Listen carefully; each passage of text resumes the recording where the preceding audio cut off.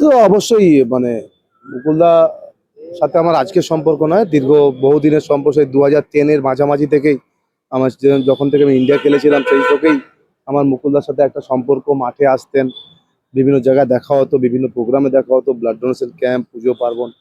তো আজকে সম্পর্ক নয় মুকুলদার। আমি রাজনীতিতে এসেছি 21 সালে, কিন্তু তার আগে থেকে মুকুলদার সাথে আমার সম্পর্ক।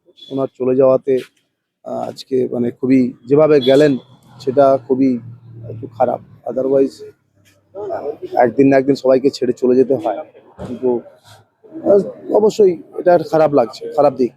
একটা ছবি দেখা যাচ্ছে যে কোথাও আজকে বিধানসভার অভ্যন্তরে শাসক বিরোধী মেলবন্ধনটাকে এক করে গেলেন।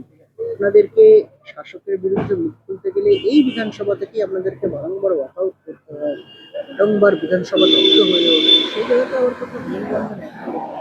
দেখুন, এটা এটা তো নিয়ে রাজনীতি করা যায় না। যখনই কেউ চলে যায় তার তার মধ্যে যতটা আমাদের শত্রুতা থাকে সব শেষ হয়ে যায়, ঘৃণা থাকে শেষ হয়ে যায়, রাজনৈতিক শত্রুতা থাকে শেষ হয়ে যায়।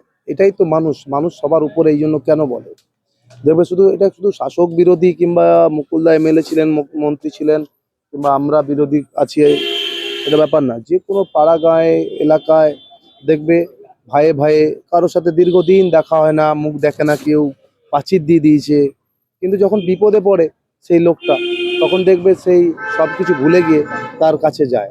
তো এটাই হচ্ছে মানুষের অরিজিনাল ধর্ম আমি মনে করি। মানুষ মানুষের জন্য, এটাই হচ্ছে আজকে আবার সেটা দেখা গেল।